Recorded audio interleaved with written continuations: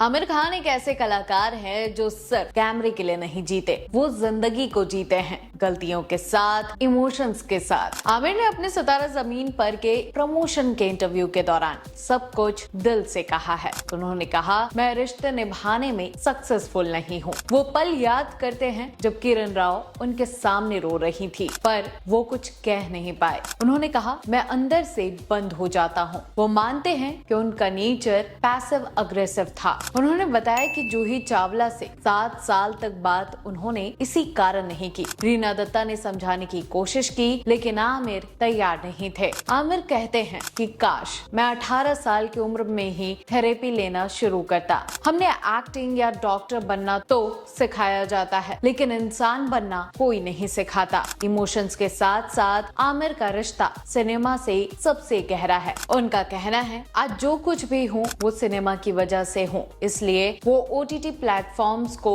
फिलहाल मना कर देते हैं। उन्होंने बताया कि वो सिनेमा हॉल्स को जिंदा रखना चाहते हैं और ये तभी होगा जब थिएटर सबके लिए सस्ते और एक्सेसिबल हो। तो आमिर अब लेकर आ रहे हैं एक नई कहानी, सितारे जमीन पर, जो तारे जमीन पर का सिक्वल है। आमिर कहते हैं कि न्यूरो डाइवर्जेंट बच्चों से उन्होंने खुशी का असली मतलब सीखा है, लेकिन हर सफर आसान नहीं होता। लाल सिंह चड्ढा की हार को आमिर ने खुले दिल से एक्सेप्ट किया। उन्होंने माना कि कंटेंट ही काम नहीं आया। इसके साथ ही उन्होंने ट्रोल्स पर भी बात की। उन्होंने बताया कि तकलीफ होती है, लेकिन बॉक्स ऑफिस पर फिल्म नहीं काम करती तब होती है। उन्होंने ये भी बताया कि ट्रोल्स का असर बॉक्स ऑफिस पर नहीं पड़ता। वो ये भी कहना नहीं भूले कि उनकी कई फिल्में रीमेक्स हैं। साथ ही उन्होंने ये भी ऑडियंस को कहा कि अगर जिनको देखनी है वो देखें, किसी के लिए जबरदस्ती नहीं है। अब आमिर लोकेश के साथ एक नई फिल्म कर रहे हैं, जो कि 2025 में उन्होंने साइन की है, और जो सपना वो 25 सालों से देख रहे हैं, महाभारत, उस पर भी उन्होंने कहा है कि काम चालू है। बता दें कि दंगल साइन करने से पहले आमिर कई कश्मकश में फंसे हुए थे।